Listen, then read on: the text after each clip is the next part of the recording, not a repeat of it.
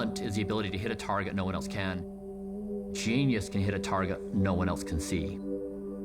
And if we say in the early 21st century, what is the genius target for us, for our time and place? And I would put forward that it's the ability to stop our self-destructive behaviors and neutralize aging. You must have heard of the curious case of Benjamin Button, a story where a man ages in reverse. One man wants to achieve that feat. His name is Brian Johnson. Brian Johnson is determined to live forever or die trying, and is putting his vast fortune and own body on the line to achieve it. As a species, we accept our inevitable decay, decline, and death. I want to argue that the opposite should be true. I walked into this because I was marching into an early grave. And now I've built an algorithm that takes better care of me than I can myself. I think this is the first time in the history of the human race that it is not known how long and how well I can live. 3, 2, 1, action. This is the man spending millions to become 18 years old once again, Brian Johnson. My name is Brian Johnson. I've been spending millions of dollars creating an anti-aging protocol. 24 supplements and medicines, exercise an hour a day, plus high intensity 3 times a week. This 45-year-old millionaire has reversed his age by 5 years. His doctors claim he has the heart of a 37-year-old. Using his life as a science experiment to see just how long he can live. AKA Project Blueprint. Hi everyone. The past 3 years we've been trying to master the basics, sleep, diet, exercise. Today we're doing the first next level therapy, gene therapy. Oh, shut up, Brian. Fucking Brian. Anything taken to an extreme can potentially be harmful to the body. I don't think I particularly want 33,000 images of my bowels. You gotta have a bit of fun in your life. Where do you find the fun? When do you go raging? Do we really believe that he went from being old to young? I don't. If I had $400 million, I wouldn't be doing what you're doing. This is not an accessible method of reversing the effects of aging. This guy's in his own fucking world. It's not really reality. If you look at all the discussions about me, many times people will say, this is a rich person trying to live forever. Is it gonna be so awesome when they get hit by a bus? Lol. Because these are really hard ideas to get your head around. And so to me, the only relevant thought experiment that each of us can do is, do we wanna live tomorrow? Most of us are going to say yes. If we feel healthy and well, there's always something to do tomorrow.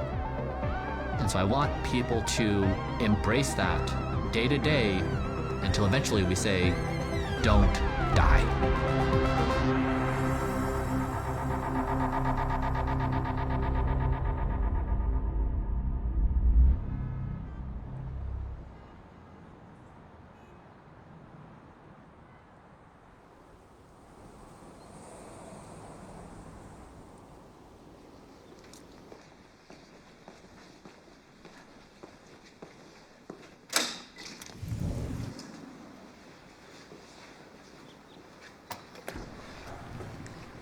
This is the gym, and it's my happy place. Every morning, I come in here, and I exercise for roughly an hour. I do about a 35 exercise circuit. Everything we do, we measure it. So we're able to see in a closed-loop way, is it working or is it not? What are you finding? So I had a whole-body MRI recently, and I'm in the 99th percentile for optimal for both muscle and fat across my entire body. Have you ever been this in shape before? No, never in my life. It feels good. Hey, Ollie. Hello. Ollie, we'll do the blood draw real quick. Let's do it. Dr. Oliver Zolman and I were connected by a friend. Oliver had spent his entire adult life scouring the literature on anti-aging science. When Brian first reached out, he seemed a bit lost. Whatever he was doing didn't really seem like it was working optimally for him. So I showed him my longevity level 1, 2, 3 protocol.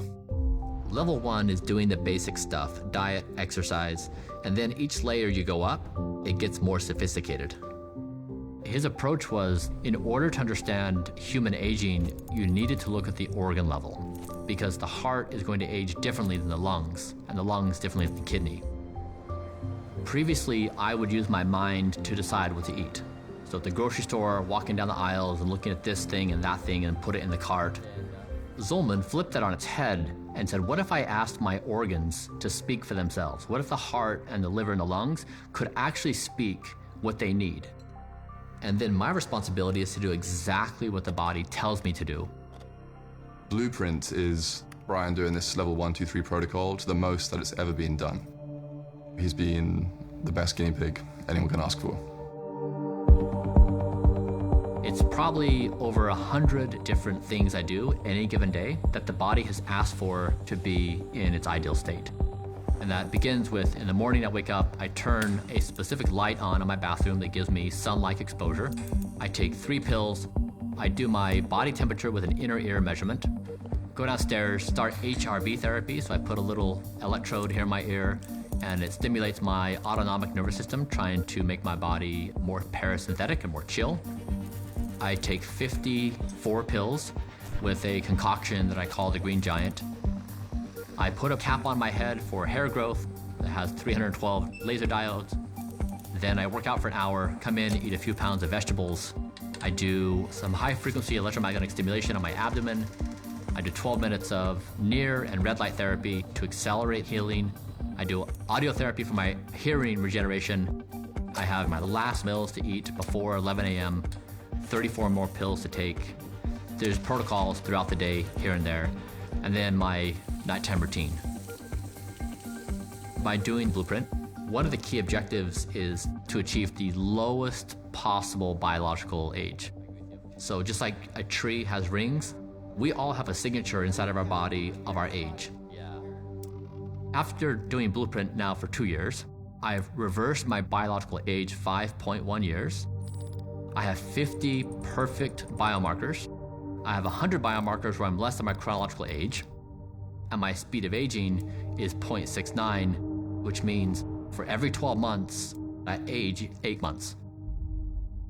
In terms of how far this goes, it's open-ended. We have no idea. But I want to take my speed of aging to the lowest possible number.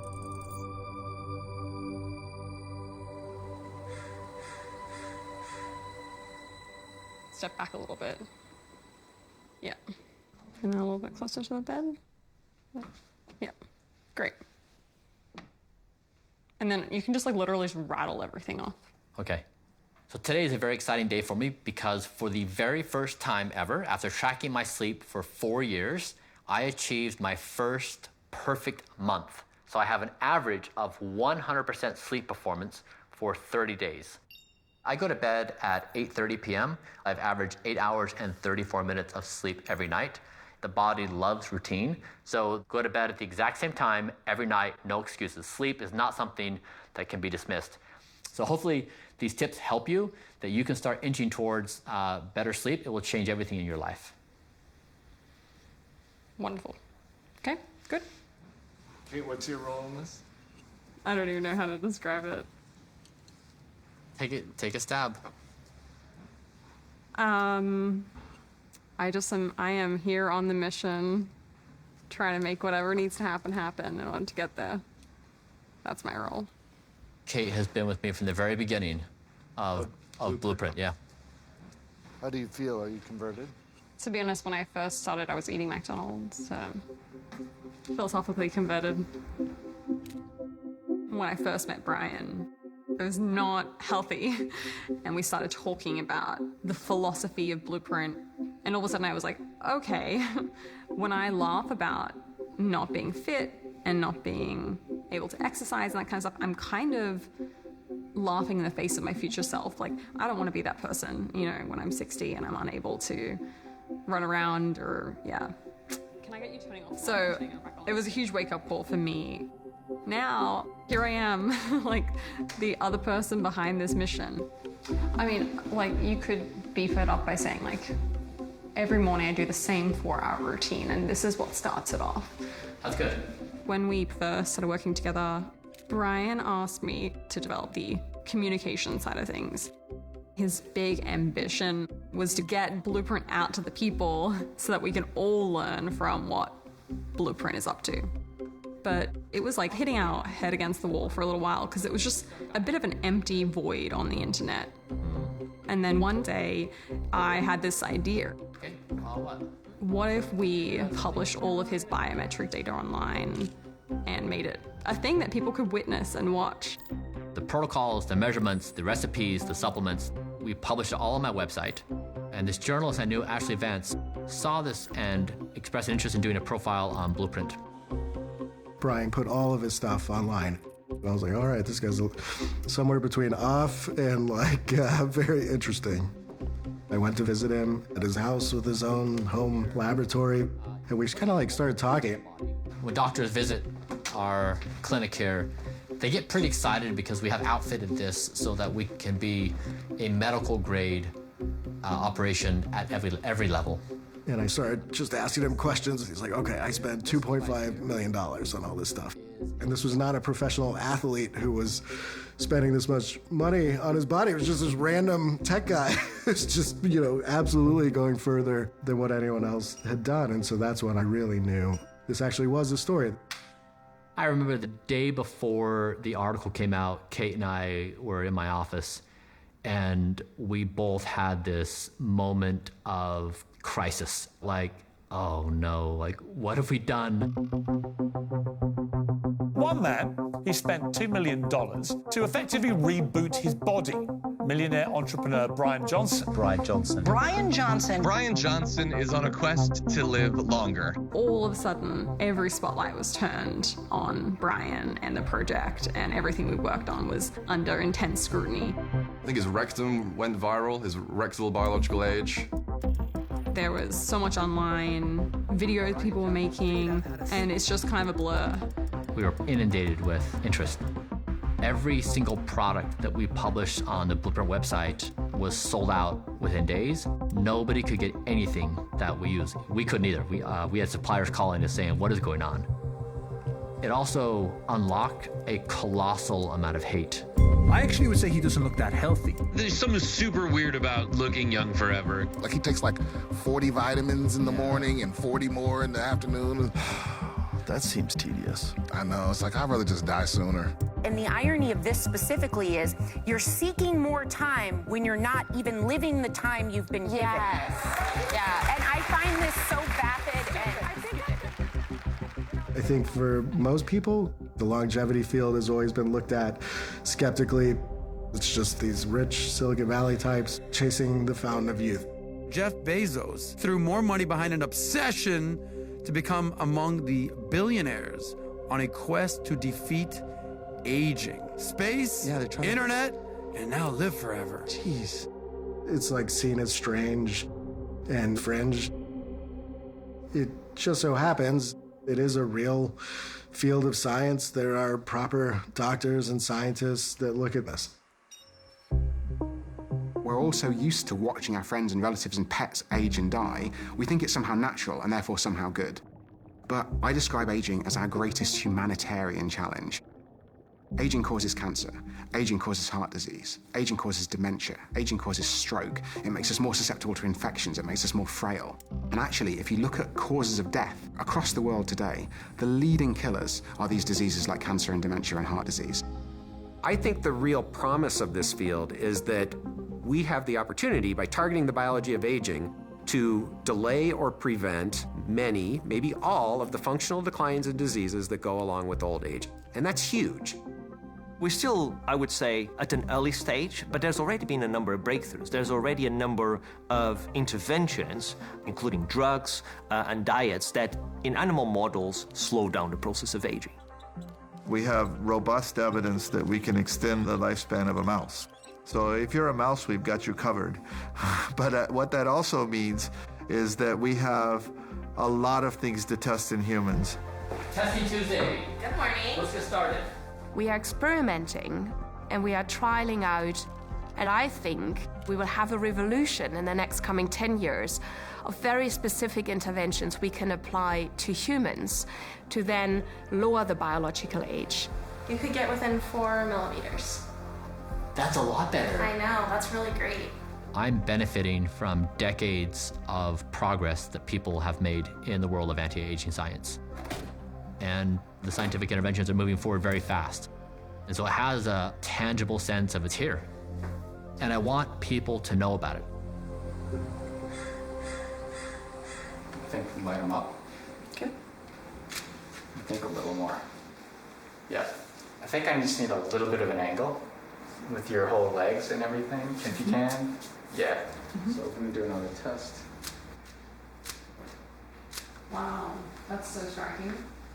Yeah, hopefully it captures a new zeitgeist that we're after. Yeah, I think everything looks good. I'll just go at different heights. Chin up a little bit. Yeah. My poor son, he comes home and he never knows what's going to be happening here. That's great. You ready? Yeah, I'm ready.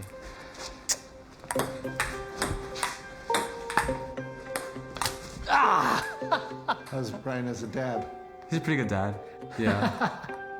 When his mother and I split, he was with her for the past couple years. And then he decided to move across the country and live with me for his senior year. Good job. Talmadge found his stride. He's been smoking me. What's your take on Blueprint? When the article came out, everyone's like, oh, isn't that your dad? So I got like so many texts from friends and people at school asking me all about it. Worth it. Did people think it was cool or did they think you guys were weirdos? Both. Yeah. Even though I've been at my school for months now, people are still asking me questions every day about it. Oh, no! You played so well. That was a good rally. That was good.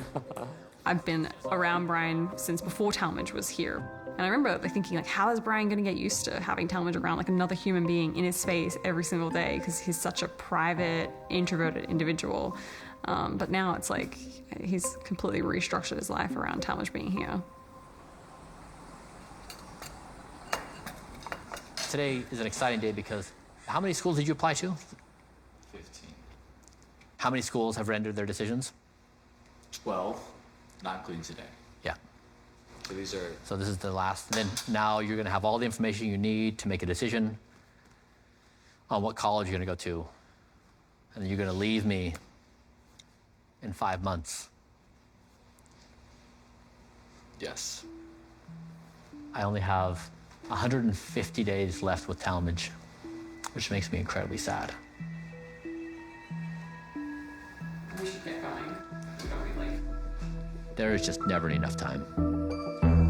Hey, welcome. Nice to meet you. Thank you so much for opening your house and showing us everything. Next challenge. Yep, let's go. You're vegan? Yeah, I'm vegan by choice. Talmadge and I eat the exact same thing every day. And then I've been working on the splits, so we'll go do the splits as we eat breakfast. Okay. I think if you really want to live the Brian Johnson lifestyle, the commitment to that is obscene. I do 2,000 calories a day. Are you ever hungry? I'm pretty hungry. Okay. The saddest part of my day is the last bite. Your entire day revolves around this quite solitary, very rigid kind of lifestyle. Wait, Brian. You can't see sunlight. Did you go in the sun? The UV index is well below danger level, so we're good to go. It seems sort of like depressing and like what kind of life are you leading if you're just giving yourself up to this? You know, it's interesting because obviously you have like this extra level of discipline, but we know, for instance, about cigarettes that people who smoke a lot, like if you smoke 3 packs a day, on average, you'll live 11 years less than people who don't smoke. So what you're saying is almost like an advanced version. Like if I cut out smoking, I'll live 11 years more than average. If I cut out drinking, I'll live 5 years more than average, and on and on. And yet people know this about smoking and they still smoke. Mm-hmm. Yeah, I mean, you're exactly right. Our minds, which we think are our primary tool of problem solving, is actually the source of our self-destructive behaviors.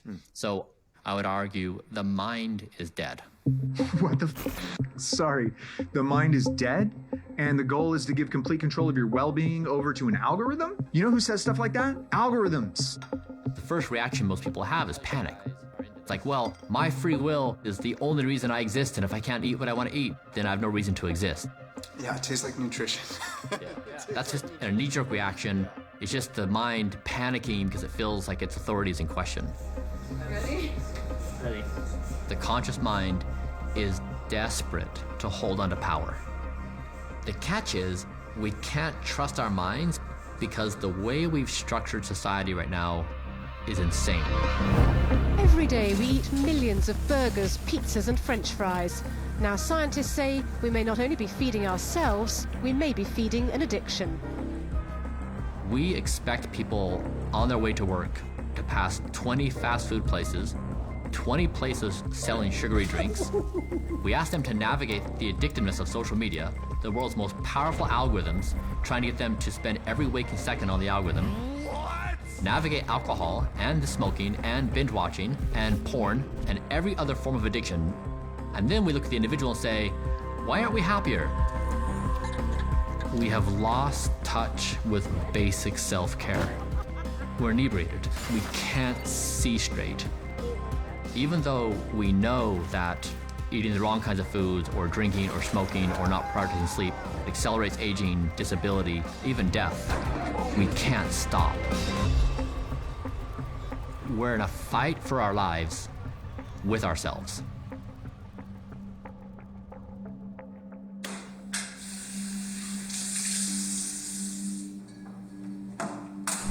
I have found more relief in demoting my mind and elevating my body than I have in my entire life. It feels so liberating to me because my entire life I was desperate to be free from myself.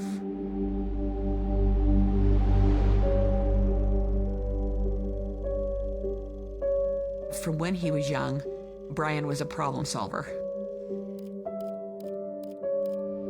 When he was in junior high, he knew that we didn't have very much money. And so there's times like when Brian would not eat lunch and contribute his lunch money, he was always coming up with something to help the family. I remember at some point, Brian took a job at a sandwich shop, but that was short-lived. Brian said that he would never work for anybody ever again.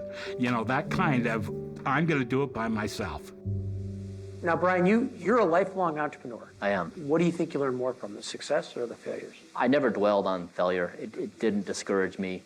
It was just in the beginning, my entrepreneurial adventures had little to zero success.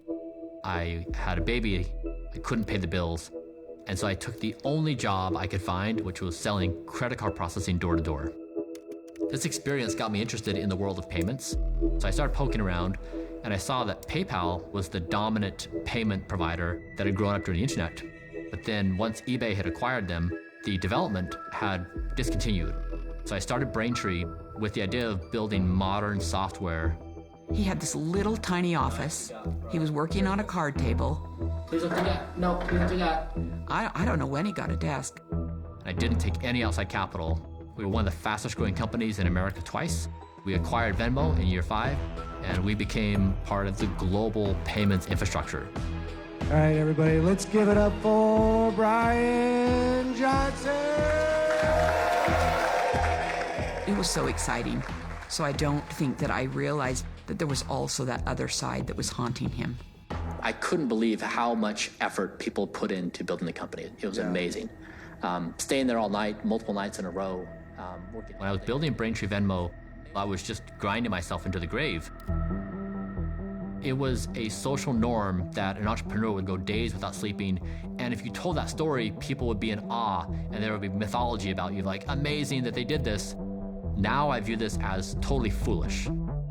I would wake up the next day ornery and not feeling restored, and then having to muster up the strength to walk in and be like, all right, everybody, we're gonna work hard and we're gonna solve all these burning problems that are going on. I was stressed out of my mind. Careful. Careful, Careful. I'm turning this off. Coming home at night and dealing with 3 kids, I'd be exhausted and unpleasant. After a guaranteed fight with a partner, I would turn to unhealthy food as my soothing mechanism. Pure sugar. And of course, that just made things worse because my sleep would then suffer and it would just compound upon itself. I was miserable. I remember one particular visit. He didn't say too much, but at the end, I could tell that it was a really difficult time for him. And when he left, I cried. Had you ever seen him that way? Mm-mm. And I didn't know till then.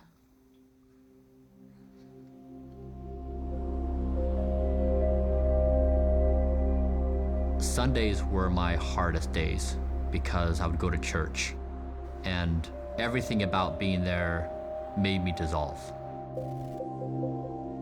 Growing up in the Mormon church, my entire family was there, my entire community was there, and it gave me all the answers to existence.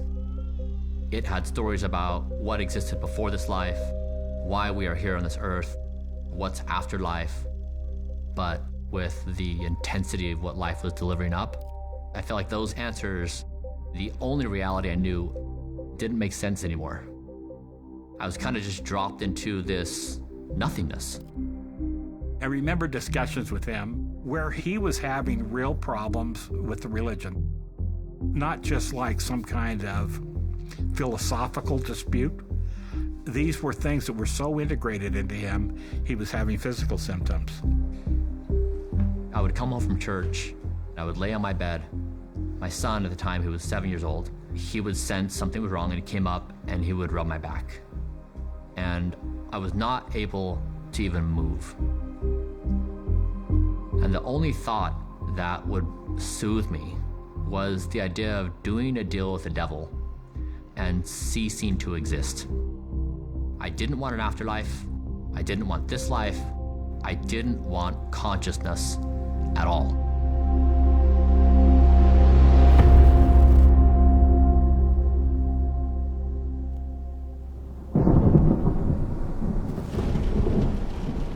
What changed?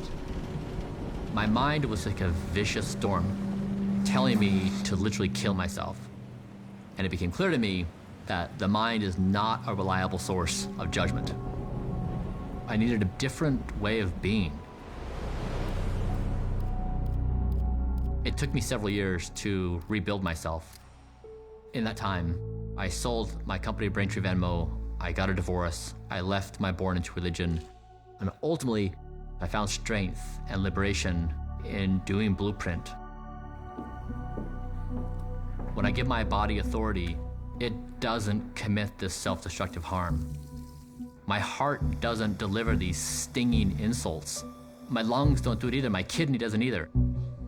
Removing my mind has been the best thing I've ever done in my life. But leaving the church fractured my life with my family.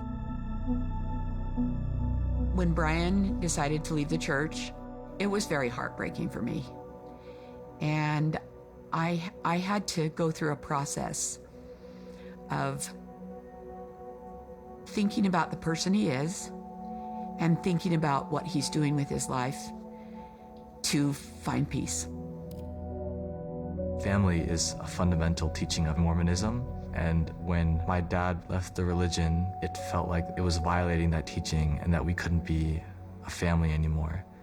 So I definitely, as an 8-year-old, I viewed him as losing his path.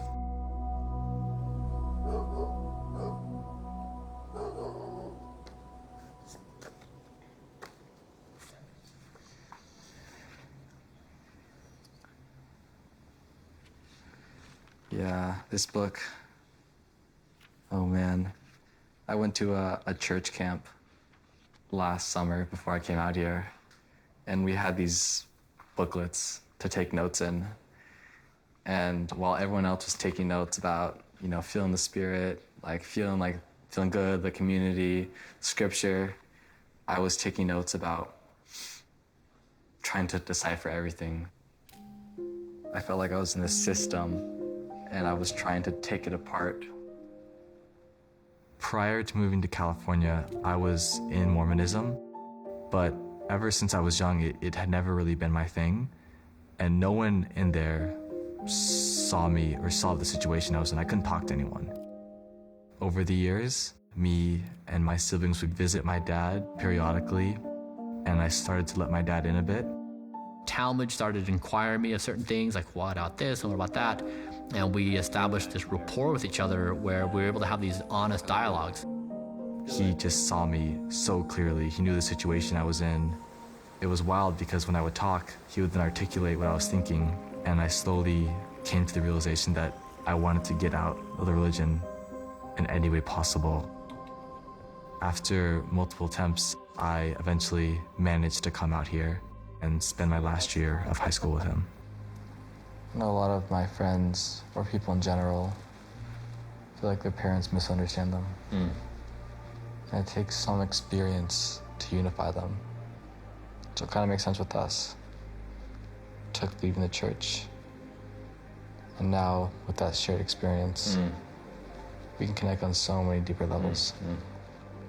Me and my dad, we have the best thing going on. But no one agreed with it. Like, I can't think of a single person who was like, you know what, Talmage, you should do that. That'll be good for you. It was like coming to live with Satan.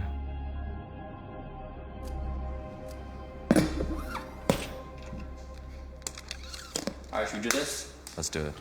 I increased my weight on my curls. I noticed. How's my hip on this, Dad? Let's see.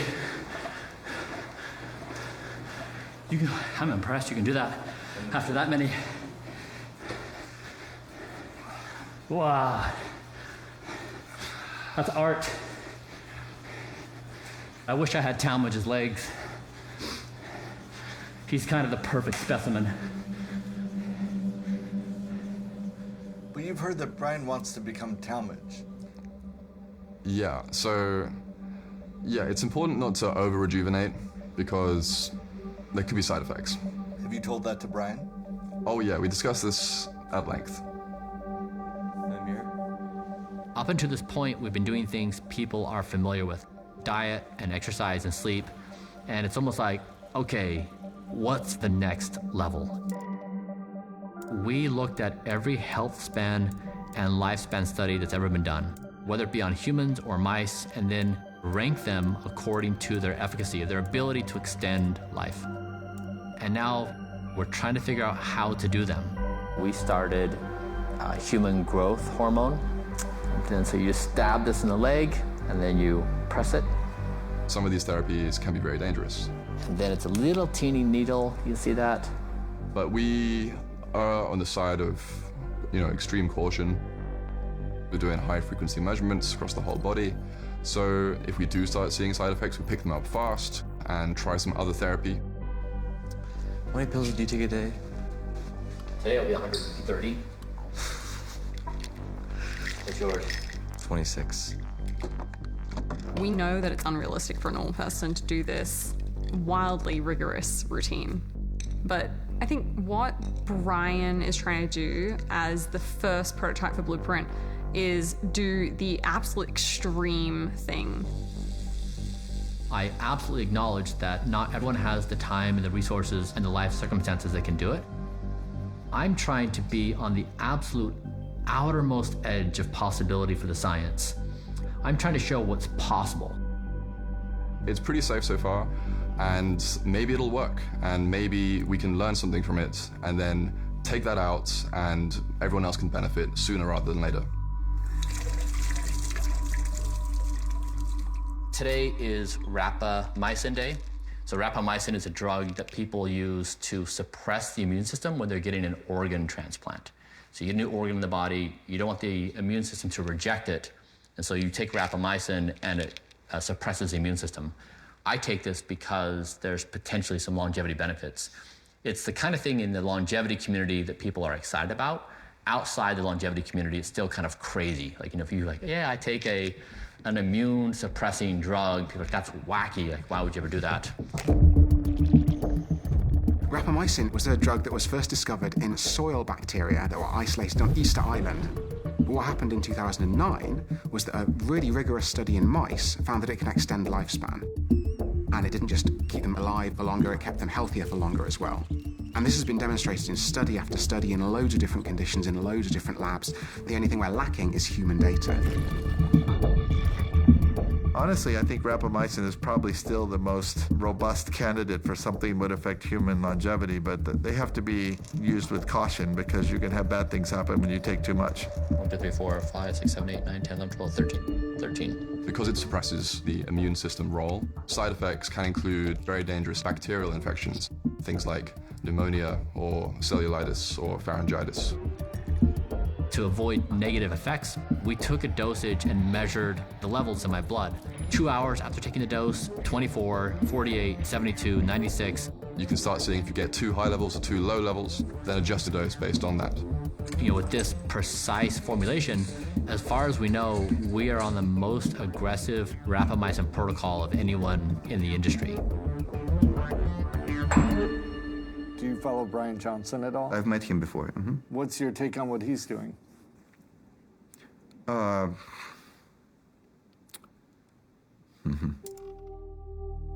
Some of the interventions that he takes, like rapamycin, they work in mice.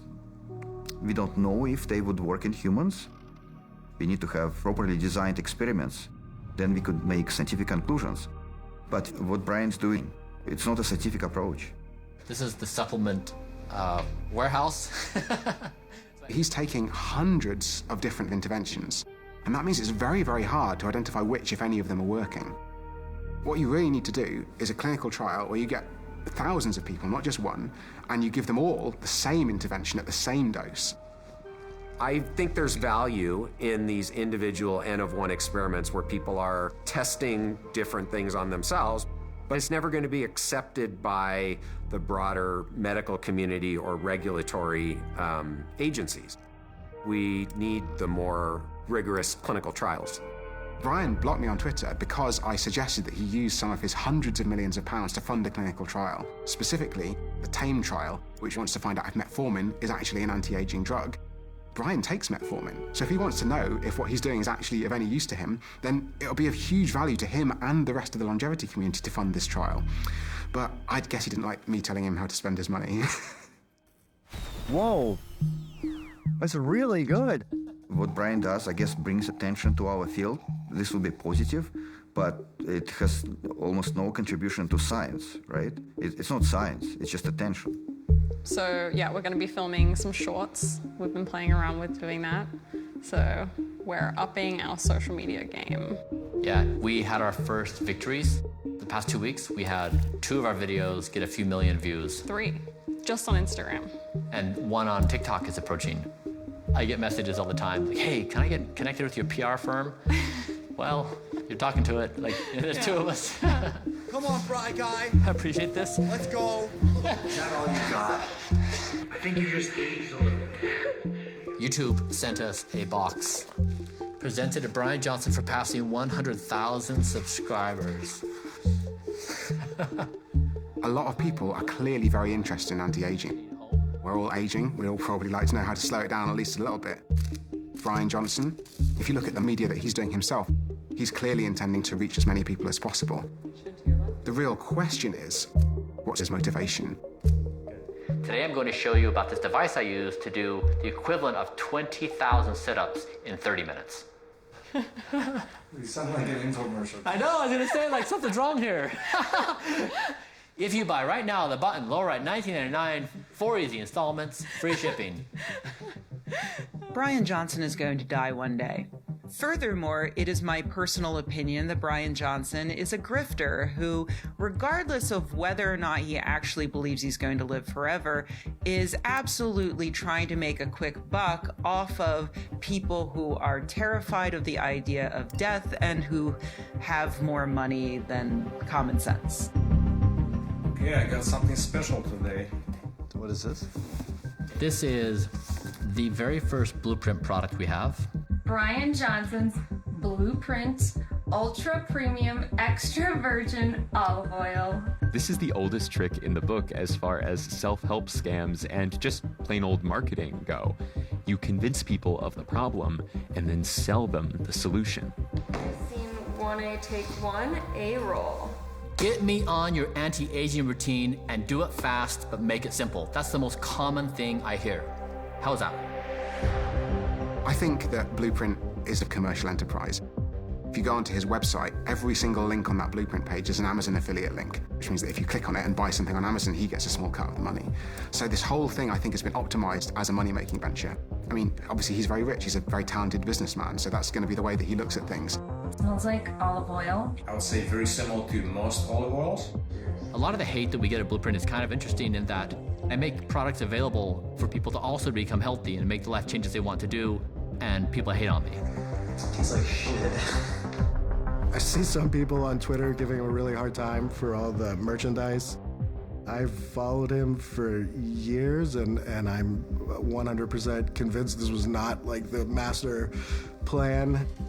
I remember he was trying to do Blueprint for a couple of years, and it was this very personal quest. Right, it's a lot of volume. 7 of these today. He turned to this hardcore health regimen as the solution to these mental health problems. Yeah, I think he believes in what he's doing. It's a huge difference. I imagine this is like emotional for you in a sense that like it sounds like you weren't completely happy with your past self. No. I feel like that person's gone.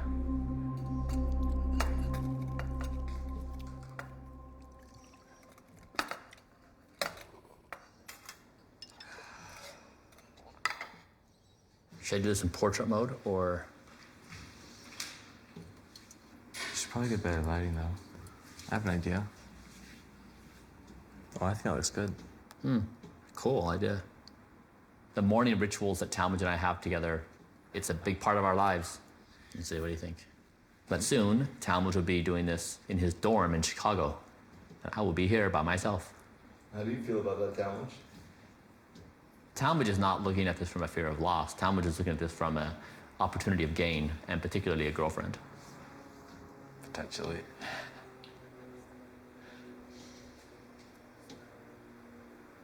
Can I make my pills? Yes.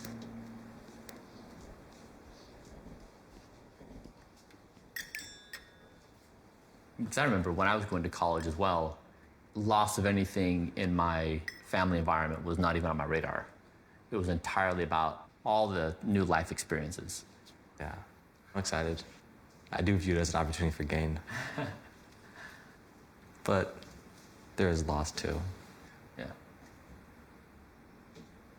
Going through this experience, I guess it invites me to have a lot more empathy for my parents and what they may be going through.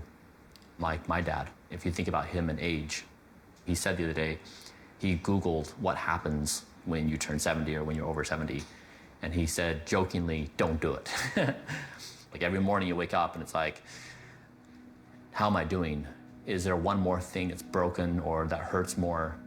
Like I wonder what that must feel like.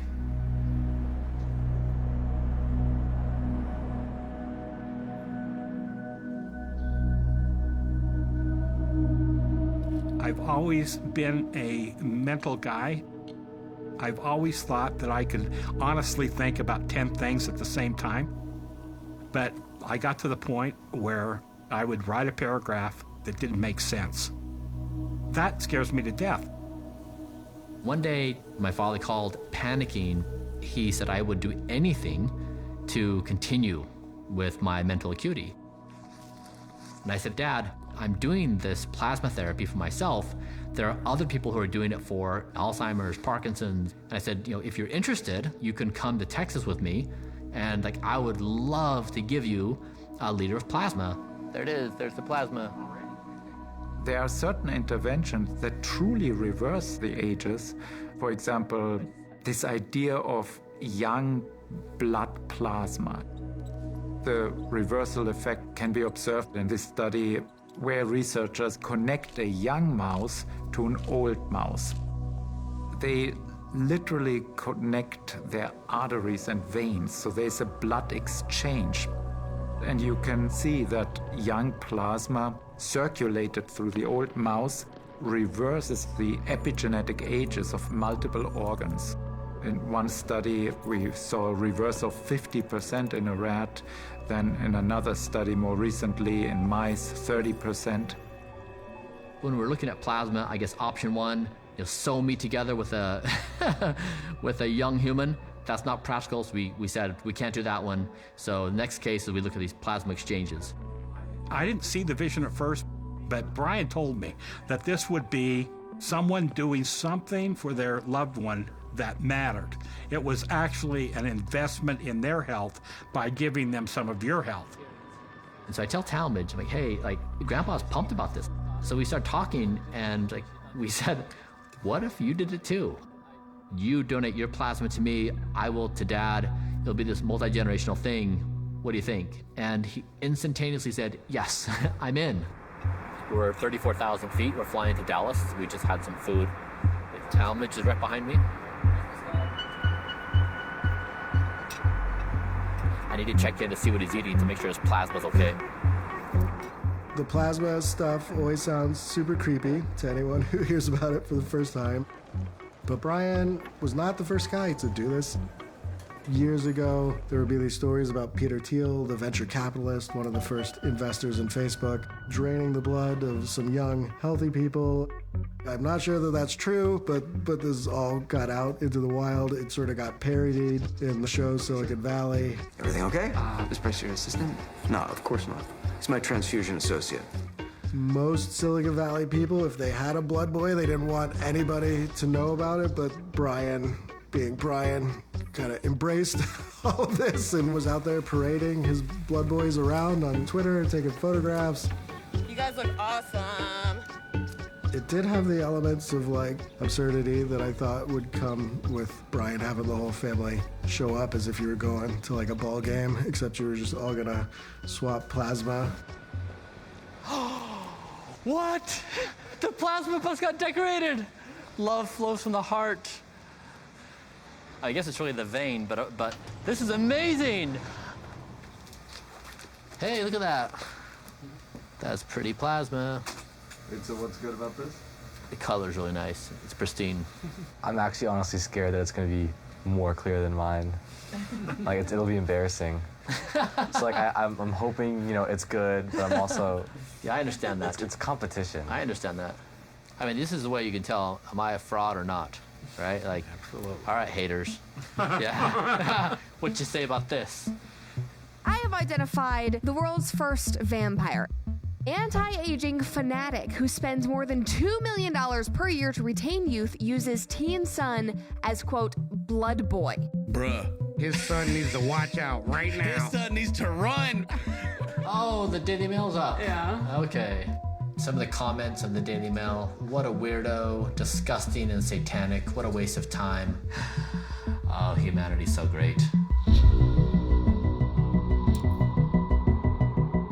The plasma transfer blew up on social media.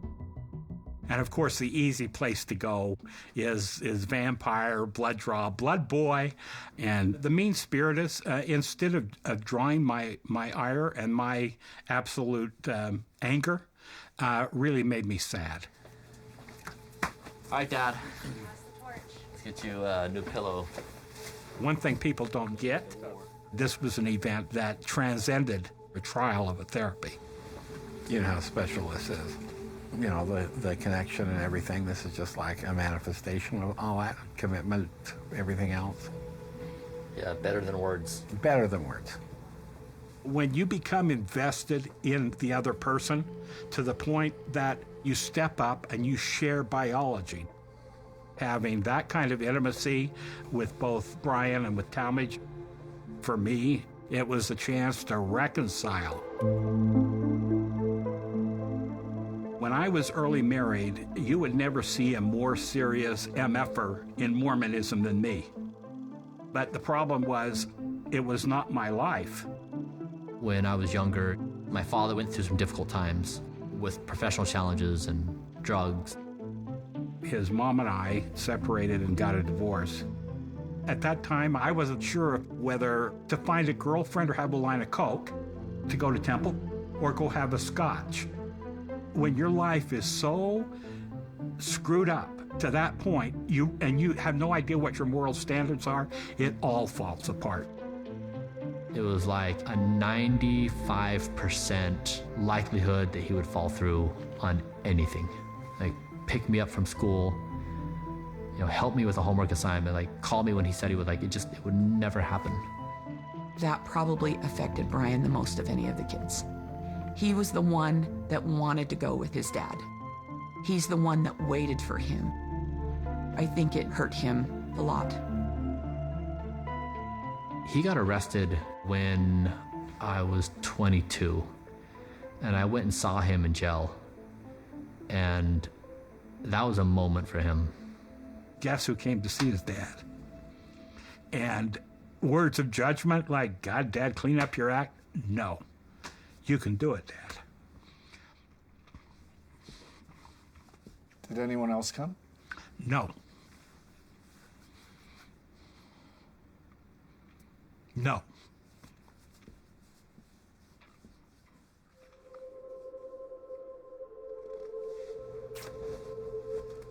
Bingo. Me being at that point and being at this point, have Brian holding on to me, having Talmadge. What could be a better statement of reconciliation? Love you, Dad. Love you. What a great experience. You feel the love?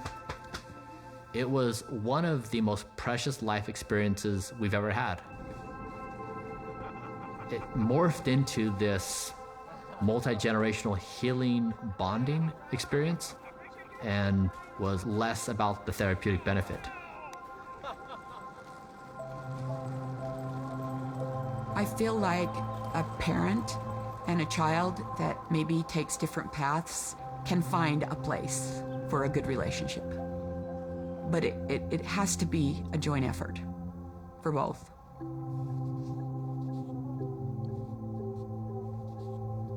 Why are you having that reaction? It's hard work sometimes, and it's not without its heartache, but it can be done. Having this time with my father, I reflected a lot on being a dad. All right, here we go. Okay, guys. Hi, Mr. Hey, Talmadge. It's been one of the most painful experiences of my life where two of my children keep me at bay because I'm not part of their religious organization. So I feel like I missed out on a meaningful part of their lives.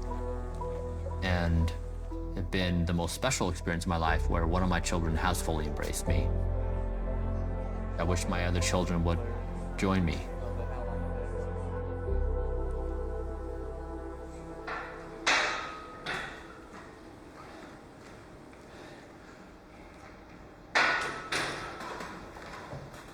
Hi, Thomas. How are you?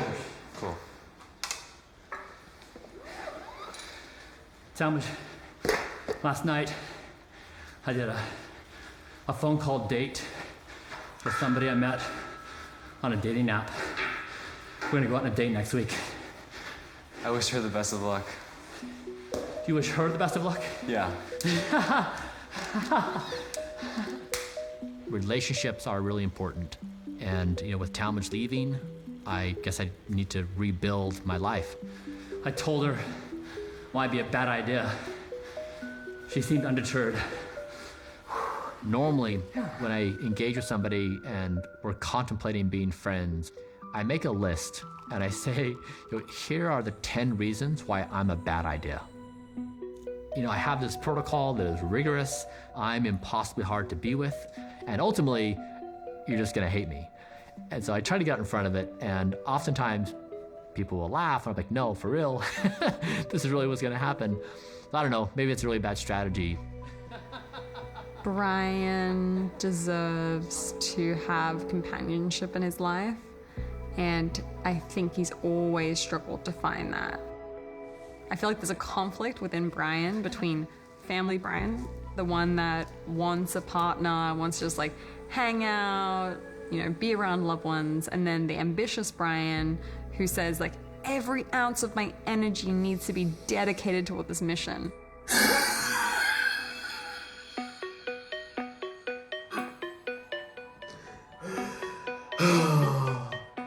I went on 2 dates with this one woman, and we got along fairly well, but I think she basically was like, you're so far outside the norms, I just don't know if if I can make sense of this whole thing. Are you willing to change? No. Let's just say relationships have never been my strength. I was married at the age of 24. I didn't have any girlfriends before that. So then when I got divorced 13 years later, I had no idea how to deal with partnership. Brian is a complicated person, and I remember we had a conversation with some concerns, am I ever going to find someone that will really fit with me, realizing that he was quite unique. I guess I just kind of stumbled through social interactions, and my first girlfriend after getting a divorce has ended up in a pretty ugly lawsuit. Oh, that's a cool headline. Tech mogul Brian Johnson, who spends $2 million a year for 18-year-old body, cheated and dumped fiance after she got breast cancer. Lawsuit? What? How's that a lawsuit, though? Johnson had agreed to provide lifelong financial support. Oh, this is where the lawsuit comes in. Then she got breast cancer. She became a net negative. And a bad deal for him. He described her as a business term. Oh my God. Brian's relationship with Taryn, I think, was a very sweet relationship for both of them. I saw how happy it made them. And so it was surprising to me to hear some allegations. Taryn filed a lawsuit against Brian. Taryn claimed after the cancer treatment, Brian demanded that she move out of the residence they shared. He told her that he would be willing to assist her with rent and expenses, but only if she signed the separation agreement. Almost like, hey, sign this NDA and I'll give you the money. She had no independent source of steady income. She tried to resist, but Brian was manipulative. Being labeled as this awful person for all these things, I was rattled deeply. We dated for a couple years, and when we separated, she hired one of the most powerful law firms in the world. They sent me this letter demanding that I pay them $9 million that week, or they were going to make these scandalous statements about me. I felt like they were all false allegations. And so I said, I'm not doing it. Okay, game face. What is game face? If someone were to put a game face on. We were in arbitration where everything's confidential. But then the media found the lawsuit in the California courts and then published all of her allegations. Facing the destruction of my personal reputation by my former girlfriend and fiance, it's hard for me to walk into a relationship and trust that there's not some alternative motive. A lot of people, of course, say, like, boo-hoo, you're a rich person problems or whatever. Okay, sure. Also, it stinks because it does create a significant barrier for meaningful relationships because it complicates everything. But with Talmadge, our relationship is rich and dynamic. Game on. Woo! That was amazing. Where's Talmadge? I gotta find Talmadge. There he is. Yes! Did you see time? What is it? I beat you. Oh, no! You can run it back tomorrow. I've never had a relationship in my life that has been this consistent and steady and soothing and fun. It has all the characteristics of everything I've always wanted in a best friend. Yes! You're killing it. And so I think, yeah, there's a meaningful amount of influence that Talmadge has on this project. Talmadge Brian Johnson. People think I'm fearful of death. I'm not. I love life. And I love living life with Talmadge. Do you worry about him, or you think he'll be good on his own? I do worry about him. Like, yeah, we're gonna really miss each other. Happy birthday, Talmadge. Yeah. Previous generations, you have kids so that you can pass the torch. And now you have kids so that you can journey with them. I mean, don't die is real. Like, I want to journey with Talmadge for some indefinite period of time. I'm serious about this. I really do want to have multiple lifetimes with Talmadge and go through all the different phases. 100 years is not going to be enough.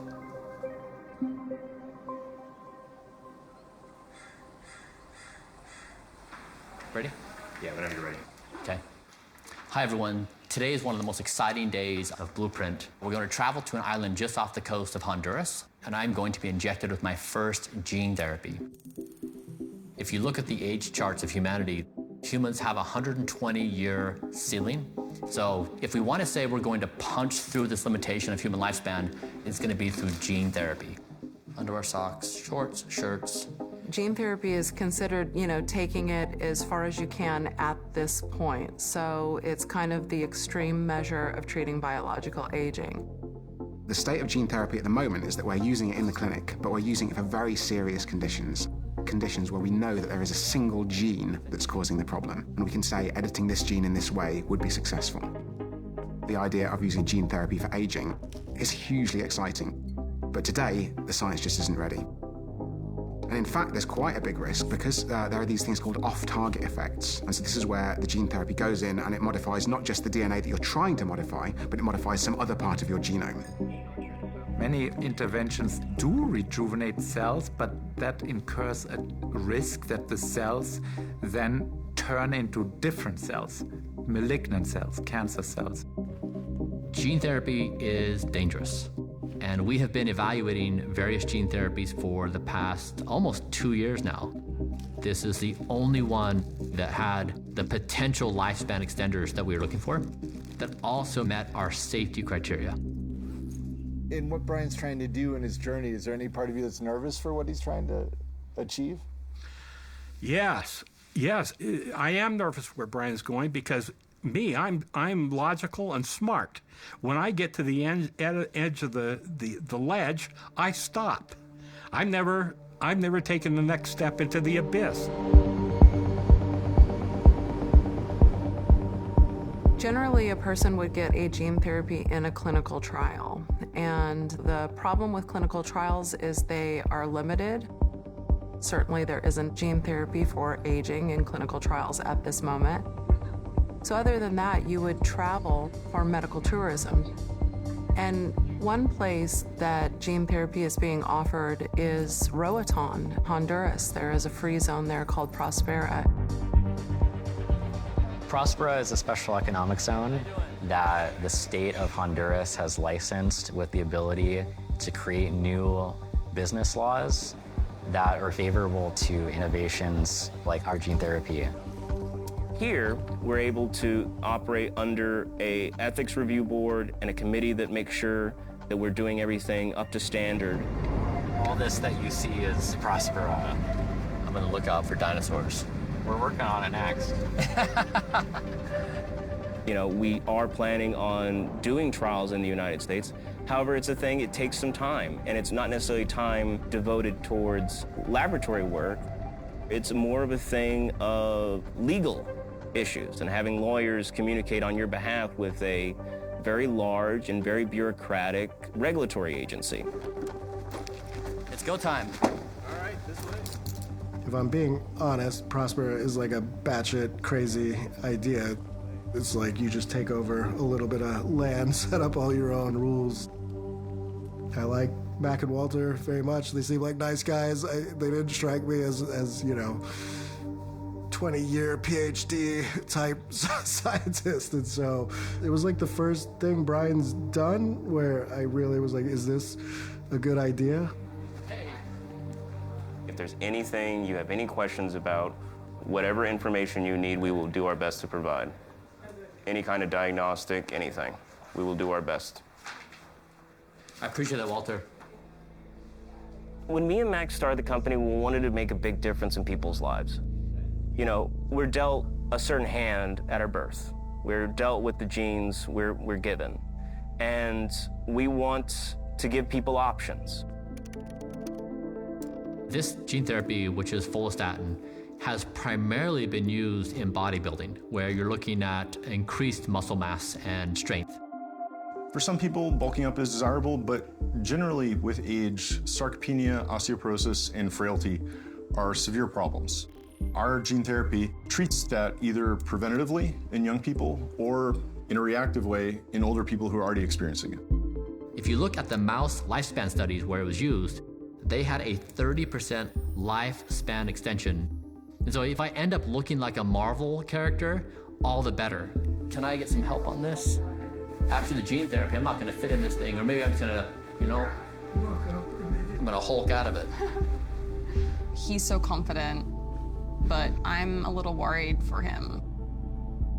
Like, we just don't know how his body's gonna react. And I would hate for anything to happen to him. It's really important to note, any gene therapy that integrates into your existing genome does change your DNA. Our gene therapy does not integrate. Once you get injected, it's not editing your DNA, it's just giving you an added piece of DNA that's parallel and creates a little export factory, a follistatin.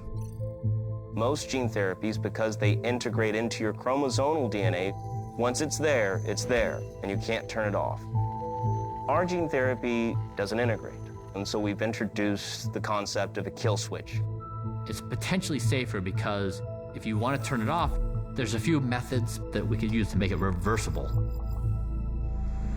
Hey, are you ready for this? I'm ready for this. All right, let's go. Here it comes. Stings just a little bit.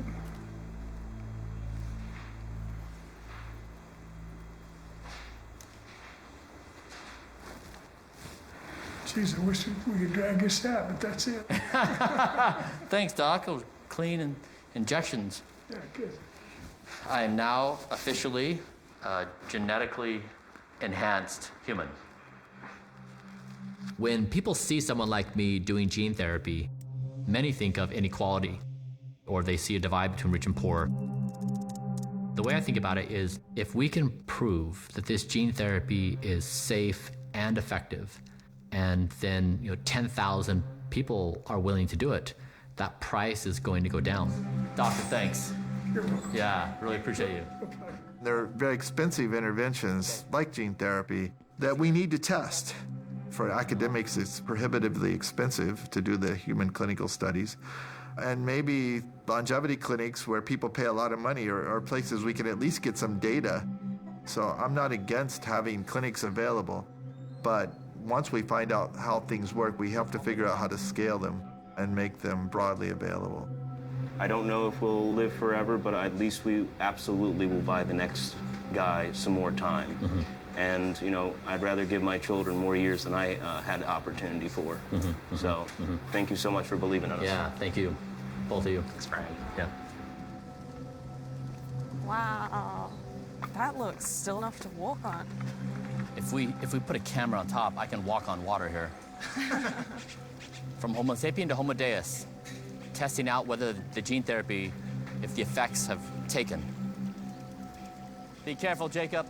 Don't die. No one can die.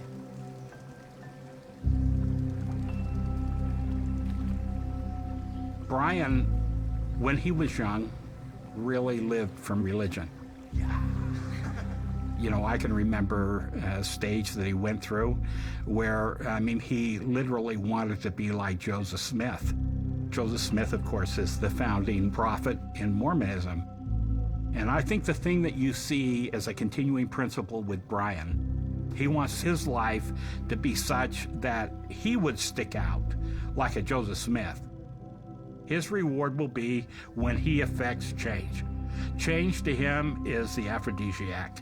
It is the drug. Health and wellness is a lot like religion. With the Bible, It's not hard to make the argument that he gave up on the church, had to find a new religion, and has turned health and himself into this religion, and it's this very narcissistic enterprise. 15,000 views in 3 hours, 585 comments. Receiving attention, having people care about what he's doing. I think he does care about that. But I don't actually think it undermines what he's doing because it's so out there in the open. I made a statement yesterday that Jesus has had 2,000 years. I don't see any evidence of his work. I've done more in 2 years. How'd that go? As you might expect.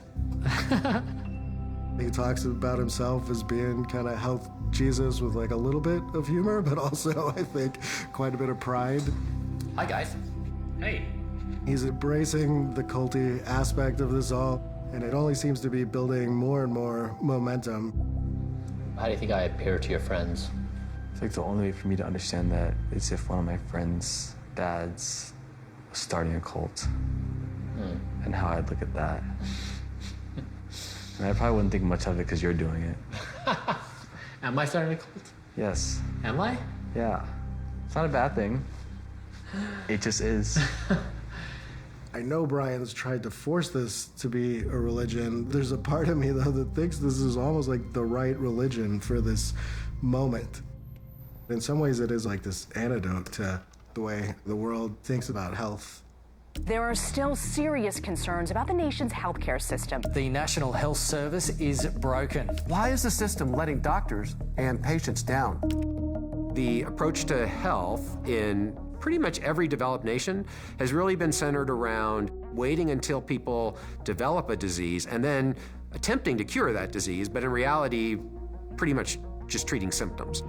One of the consequences of that is that the prevalence of chronic disease has increased dramatically over the last 50 years. We think, I'll go to bed at 90 and I'll die in my sleep. That almost never happens. If you go into a geriatric ward and you see people incontinent, immobile, if we do look at it, if we stare this in the face, it's particularly unpleasant. At the moment, we are spending so much money treating very sick individuals. I think we have to ask, why wouldn't you invest earlier in life to keep them healthy, to not having so many people with age-related diseases? In the U.S., doctors are generally paid on procedures.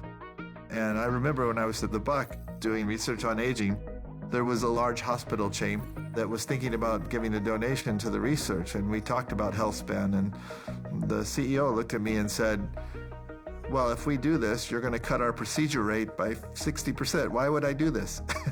And so we need to think about how we really want to focus on the health of the population. I think that's the most admirable part about what Brian is doing. It's the most proactive thing you can imagine. And if the medical system was wired even just a little bit more this way, I think it'd probably be good for the rest of us. If we can solve this fundamental problem, we may walk into a future where all of us live healthier and longer with the people that we care about.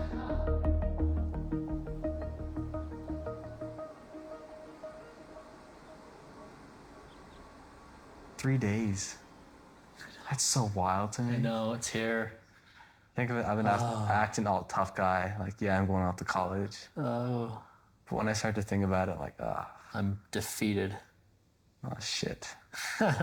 I'll get over it. I just feel defeated. It's like you got me, but now you're losing me again. Yeah. Yeah. Yeah.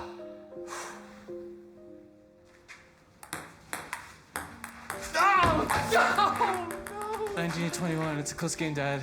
I was down, then you were down. Yeah, you came back, but come back. Good job. You too. Good game. I've always been the Talmadge whisperer. From the moment he came out of the womb, I was the one who could quiet him, settle him, and it was just my little Talmadge. And this week, he's ready to go. Hi, Mr. Do you need help with anything today? No. My priorities involve stuff I do by myself. With kids' help. He's learned everything he needs to learn from me. And I was just going through the typical parental process of having, someone leave your nest. Yeah, I like it. Cute. Yeah.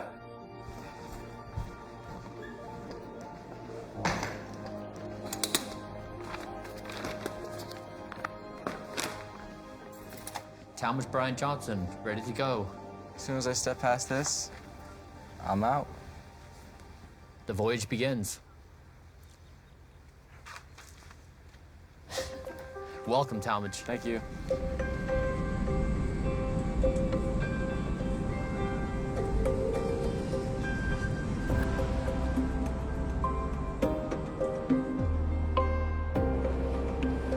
Talmadge, happy college prep day. Do we have a starting plan? Are we going to kitchen stuff first? Are we following you around? Are we engaged in the process? Do you know what you're going to do? You get linens over here. Linens and a comforter. What's your bed size? Oh, so complicated. Over here, Talmadge. You got me? Yeah.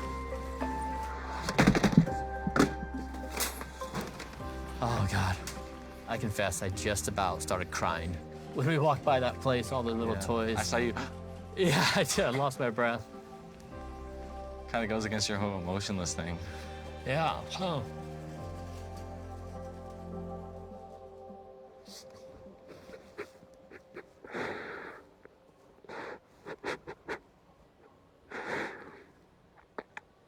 Why am I crying in Target?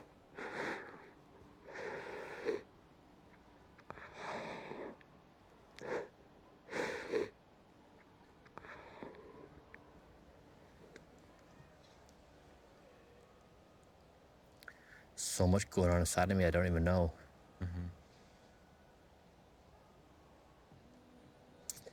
Okay. Like a blue? Gray? Green? I think I'm a green kind of guy. These past 150 days, Talmadge has been this presence in my life. We just love each other. And if we look at all the science about humans, the humans thrive in community. They thrive in positive relationships. Yeah, it's not a good thing to be alone. So I wouldn't be so brazen to think that I'm going to defy what the science shows on human connection and community. Do you have a plan? No.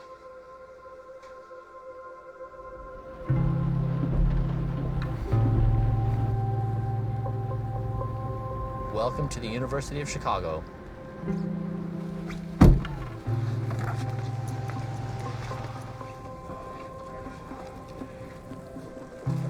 Do you see it? Right there. This is perfect. So they got a fan. That's nice. These are nicer than I have. Do you have a preference on which side you want exposed to your skin? See, this is front face left. I feel like it's really gonna hit once you say goodbye to me when I'm in my dorm. Yeah, I've never felt more understood by anyone than with you. So yeah, I hope you don't die. I don't know, I just keep reflecting on all the things that have happened this year. All the life lessons. Yeah, it's gonna be hard to rival this. I do too. All right, Talmadge. Brian Johnson. Second version of you. Let's get after it. Yep.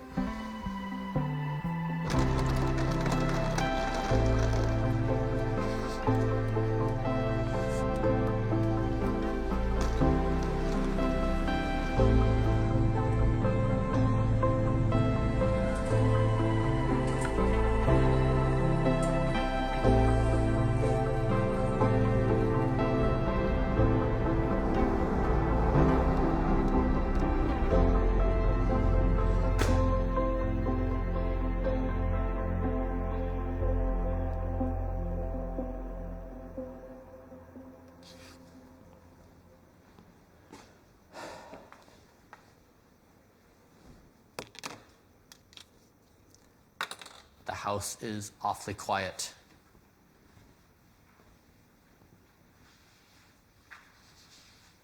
I guess now it's real. It never felt real. And now it's quiet, just still. I wonder how he's feeling.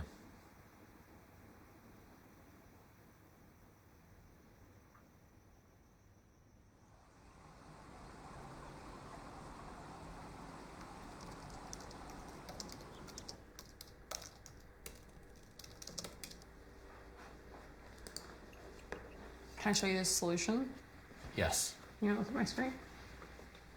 So let's say you're just like on the Blueprint website, you're just looking at food, there's this. How are you feeling today? You know, in many ways, I don't think I really could have gone to the next stage until I got things settled with Talmadge.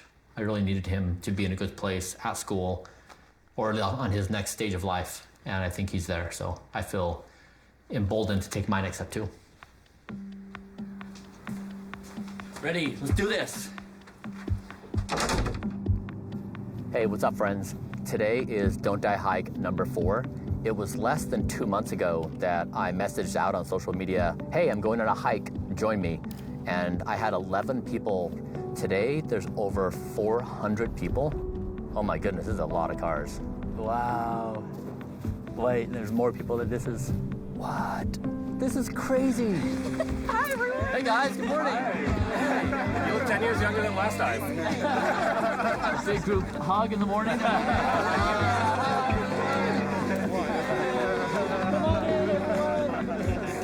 Over time, I guess I've gone through different stages of my feelings about Brian. At the very beginning, his lifestyle struck me as quite solitary, but as more people have bought into this, he actually seems to be creating these friendships I never expected. Okay, everyone, let's go up this way. For Brian, I can tell there's a lot of enjoyment from this. And so I think he's kind of flipped the narrative. You made it! Good job, everyone! I'll confess, this is a cult. It's a sick and twisted cult to get you to go to bed on time. There's little bits and pieces of that that are unnerving, but I think I see him now almost as like a philosopher. I mean, he's sort of trying to prove a point. Okay, cool. It's this like, don't die thing, which I really thought was sort of a joke as I saw this evolving. But there is some merit to it, I think, whether you believe in Brian or what he's doing or not. It's an interesting question to ask if society has just taken a wrong turn. I think it drives some people crazy and it inspires others. What's up, guys? I'm Talmadge. I'm Charles. I'm Carly. And we're hosting the Don't Die event in Chicago. Don't die in Chicago! Don't die from Cologne! Don't die Dublin! Don't die from Santa Fe. In Barcelona. In Hong Kong. What we're talking about is really a medical revolution. If there's an opportunity to stay healthy and stay functional and see your grandkids, would you rather have that, or would you rather wait until you get Alzheimer's and take some drug that slows the progression down by 30%? Aging is not inevitable, at least it can be delayed. And you can do that right now, probably by changing your lifestyle. Lifestyle factors are obvious, but it's important. From sleep quality, dietary modifications, regular exercise, and social interactions, we can get 10 years, 15 years of extra quality life. And that number will probably get bigger with time as we develop more effective interventions. You can see right there, that fluid is mesenchymal stem cells. We haven't obviously yet got any human treatments that I'm happy to recommend. But I think because I know that these treatments are being developed and I think they're potentially going to be available within our lifetimes, I'm much more excited by following basic health advice because it means I'll hopefully be alive and healthy long enough to benefit from these first treatments. And what's even more exciting is that then if I benefit from those first treatments, maybe I'll live another few years longer, and that then means that gives scientists even more time to develop the second or the third round of these treatments. Of course it's going to take time to develop interventions, but I'm certain that at some point, 2 teenagers will have a conversation with each other and they'll be looking at their history books and they'll be commenting something like, oh my God, people just withered and died. Isn't that so tragic?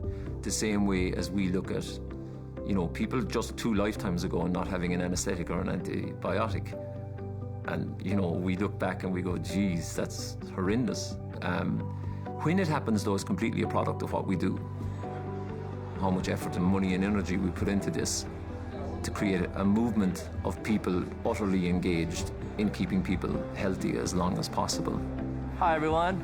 I hope you guys feel like you're among your people, like-minded people, trying not to die. I'm happy you came. I love you. Are you happy? Never been happier in my entire life. I don't know if I can do it. I've never seen him happier than he is now. And just think about that. When you're content with who you are and you're engaged in a project that is everything that you want to do, doesn't that set up as a happy place? To hear him say to me, "I've never been happier in my life," I think releases me from worry, knowing that he can go on like this. You know, I've experienced wanting to die intensely, and now I'm in a situation where I want to live with everything that I am.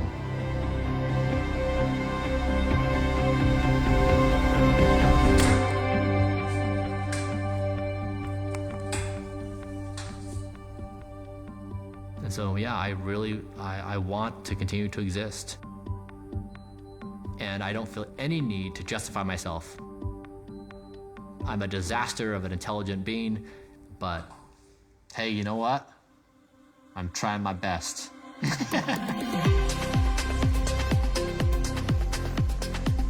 Okay, I'm gonna go try to pick up a car. I bet you can do it.